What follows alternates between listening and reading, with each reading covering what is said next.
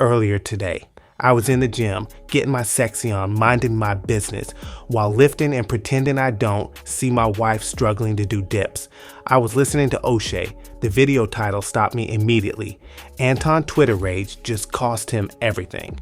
Now, I'm not going to break that video down because Oshay already did it better than I ever could. If you have time, go watch it. Seriously, what he talked about was cognitive ability. That's all I'm going to say about that. What that video really made me ask was this: is there a little bit of self-hate in some black conservatives? I am not talking about all black conservatives, but maybe there is a little truth of self-hate for some of them. Before some of y'all jump on me, just relax for a quick second. This is not an attack on black conservatism. I agree with some of the old conservative talking points before Trump, like personal responsibility, discipline, and money. That's not the issue. The issue is what happens when money enters the chat. In my last video, The King Has Fallen, the rise and fall of Anton Daniels, I talked about new money.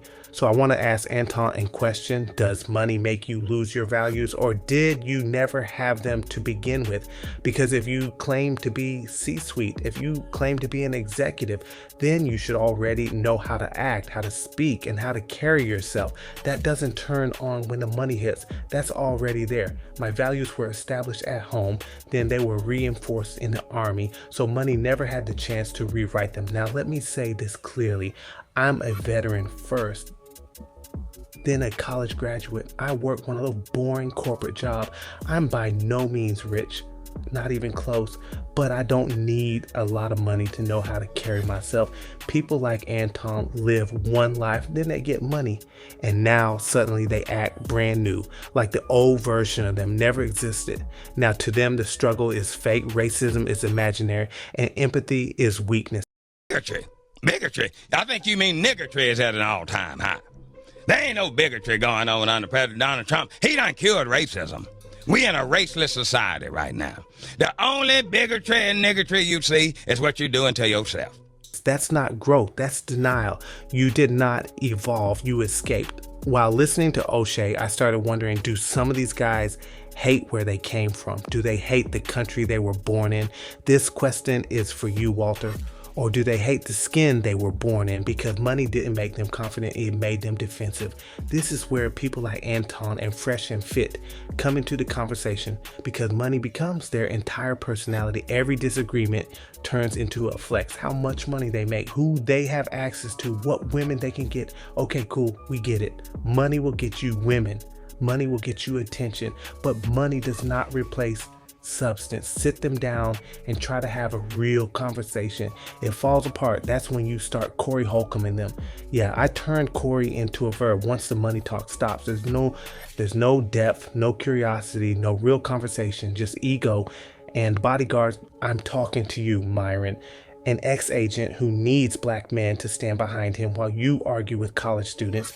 You can't be real life. Anywho, this is where Anton thinks he is important. This is not a roast, but as a warning, Anton isn't special. He's a case study. He's what happens when confidence outruns self-awareness, when money outruns discipline, when ego outruns wisdom. This isn't just about one tweet, it's about a pattern. The pattern where someone believes success makes them immune. Immune to accountability, immune to consequences, immune to perception. And the internet doesn't protect you from yourself. It documents it forever. Because when the cameras are off and the flexing quiets down, there's nothing. No insight, no growth, no self-reflection, just loud confidence covering quiet insecurity, and an ego with no self-awareness is fragile. Here's the part people really don't want to say. Some of this feels like pandering for the white dollar, pandering for white praise, pandering to a white audience, and yes, sometimes for the white woman, as Anton loved to say. I want to hear that. Yes. They are mad at white women. They looking for a victim, and they trying to blame it back on the white woman. So you not making sense. Listen, if 20% of the men is fucking 80% of the women, they don't want to hear that. Because then it would force them to substantiate another argument, and they just want to be mad at the white woman.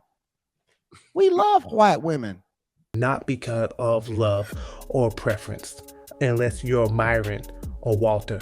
Them fools love that. And that's the thing about a white woman in the dark, you always know exactly where she at. You'll lose a nigger woman in the dark. But a white woman, you know exactly where she is at all time in the dark. And she got that white skin almost radiant, almost glowing. If you lick her, she taste like a vanilla ice cream. Sure enough. That's a dream. That's just a dream come true. No man deserves that. No man deserves all that goodness. But because approval feels like validation, if they accept me, I don't have to accept myself. Anton didn't just lose everything because of Twitter. He could lose everything because he don't understand how he is being perceived. He thinks money will protect him.